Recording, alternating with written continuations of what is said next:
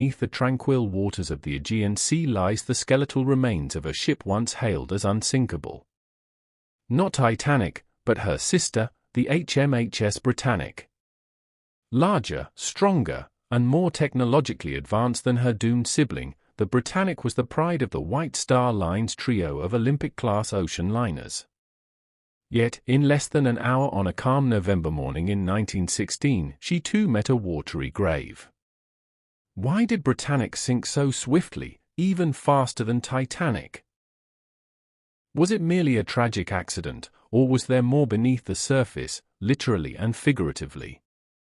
This is the enigma of Britannic, a ship that was supposed to be unsinkable, improved after Titanic's disaster, yet doomed all the same. The Britannic was born from both ambition and tragedy. When the White Star Line announced plans for 3 colossal ocean liners, the Olympic, Titanic, and Britannic, they envisioned a new era of luxurious transatlantic travel. These ships would dwarf their competitors in size and grandeur, and their construction would symbolize Edwardian supremacy on the seas. Work on Britannic began in 1911 at the Harland and Wolff shipyards in Belfast. Initially named Gigantic, the vessel was designed to surpass both of her predecessors in strength and style. But after the Titanic disaster in April 1912, public confidence in massive ocean liners was shaken. The White Star Line rebranded Gigantic as Britannic. Perhaps to inspire trust, to sound nobler, or to distance her from a name that hinted at arrogance. More importantly, designers revisited the ship's safety features. They extended the double hull. They increased the number and height of watertight bulkheads. They added more lifeboats, reinforced the hull plating, and included higher quality materials. The ship was now a floating fortress, the safest passenger vessel ever conceived. But the world was changing, and so was the Britannic's destiny. By the time Britannic was ready for her maiden voyage in 1915, the world was at war. The outbreak of World War I in 1914 altered everything. Passenger demand collapsed, and civilian ships were requisitioned by governments. The British Admiralty took Britannic before she could even begin commercial service and converted her into a hospital ship. Her gleaming white hull was adorned with large red crosses. Her luxurious interiors, once intended for wealthy travelers, were replaced with hospital wards, operating rooms, and bunk beds for the wounded. She was now His Majesty's hospital ship, HMHS Britannic, tasked with transporting casualties from the Mediterranean front back to Britain. Between December 1915 and November 1916, Britannic made 5 successful voyages, ferrying over 15,000 wounded soldiers. Her crew included experienced seamen, medical staff, and volunteers. Among them, a young nurse named Violet Jessop, who had also survived the Titanic sinking 4 years earlier. But on her 6th voyage, Britannic would not return. On the morning of November 21, 1916, Britannic was navigating the Kea Channel near the Greek island of Kea. The sun was rising over a calm Aegean Sea. Visibility was excellent. The ship was not at full speed but was moving swiftly. At 8:12 a.m., an explosion shook the ship. A violent blast erupted from the starboard bow. Bulkheads buckled. Seawater surged into the forward compartments. The force was immediate, deadly, and completely unexpected. Initial reports from survivors indicated either a torpedo or a mine. As the crew scrambled to assess the damage, the ship began to list. Water poured into multiple compartments, flooding areas that were supposed to be sealed off by watertight doors. The power of the blast had compromised more than one section. But something more unusual happened. To aid with ventilation in the hospital wards, many of the ship's portholes had been left open, a common practice in the warm Mediterranean. As the Britannic began to list, these portholes slipped below the waterline. Through them, seawater rushed in unimpeded, accelerating the flooding process. Despite her reinforced hull, despite her upgraded safety systems, Britannic was sinking fast. The captain, Charles Bartlett, made a desperate decision. He ordered the ship toward the nearby island of Kea, hoping to beach her in shallow waters.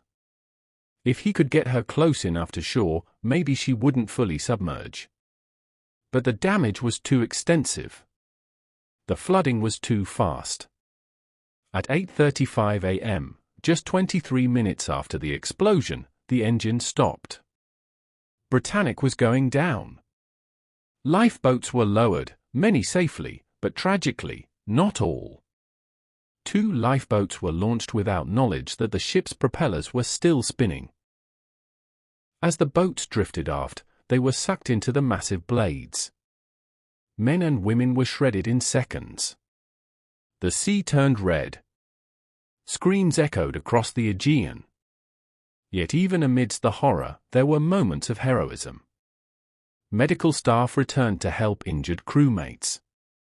Nurses braved rising water to guide patients. Captain Bartlett stayed on the bridge until the final moment, ensuring evacuation was underway. At 9:07 a.m., the Britannic slipped beneath the sea.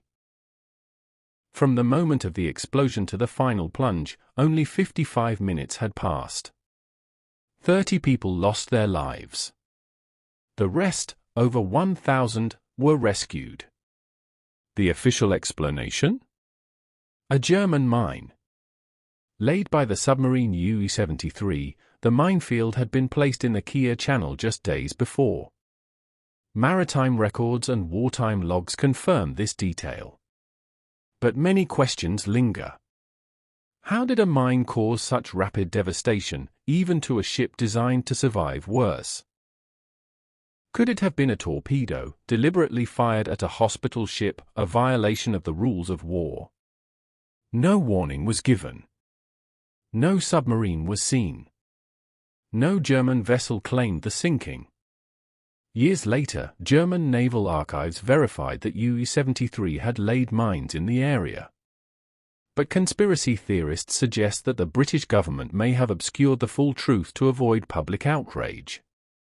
Could secret cargo have been aboard, munitions disguised as medical supplies? Some survivors later recalled unusual items being loaded under cover of night in Naples. If true, this would have voided Britannic's protection under the Geneva Convention, making her a legitimate target.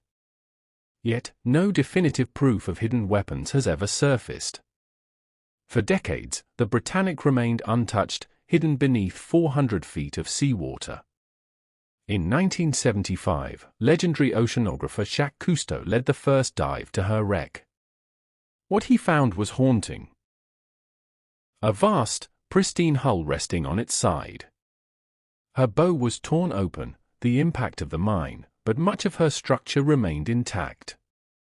Unlike Titanic, which lies in fragments, the Britannic is whole, a time capsule of a world at war.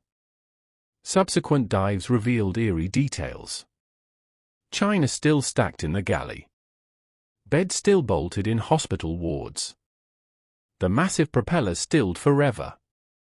Divers also confirmed the open portholes. They traced the flow of flooding from the mine damage to the vulnerable sections. Analysis supported the theory that these open windows doomed the ship more than the mine itself. Still, mysteries remain.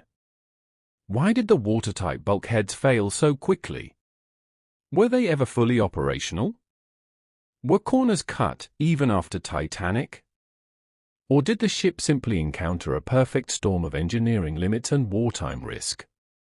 One voice stands out among the many who lived to tell the tale: Violet Jessop.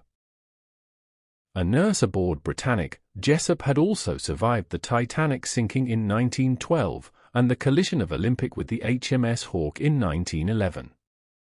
She had lived through the disasters of all 3 Olympic-class liners. Her accounts offer a personal glimpse into the moments of terror and resolve aboard these ships. Jessop described the chaos of the explosion, the quiet heroism of the nurses, the horror of the lifeboats meeting the propellers. She jumped into the sea herself, struck her head on the keel, and was pulled to safety. Her story reads like a surreal dream, too impossible to be true, and yet it was. Her survival is more than a footnote, it's a human thread that binds together the fates of 3 great ships. The Britannic was the largest ship lost in World War I. Yet she remains less famous than her sister. Her wreck has been designated a British war grave, protected under law. Only select divers with special permits are allowed to explore her.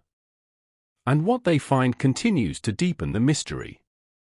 Despite advances in underwater archaeology, there are still questions unanswered. Internal layout inconsistencies. Evidence of structural weaknesses. Hints of rushed wartime retrofitting. It seems Britannic was caught between worlds, not quite a luxury liner, not quite a warship. She was a vessel of transformation, modified but not reborn. In the cold, clear waters off the coast of Greece, Britannic sleeps in silence. Her hull, once a symbol of maritime ambition, now tells a quieter story of war, of survival, of unanswered questions. Why did a ship designed to be unsinkable, improved after a legendary tragedy, meet the same fate? Was it simply bad luck, or something more elusive? Perhaps the truth lies not just in blueprints and blast patterns, but in the mysteries time refuses to surrender. The sea keeps her secrets well. And Britannic, proud, powerful, and now forgotten by many, remains one of them.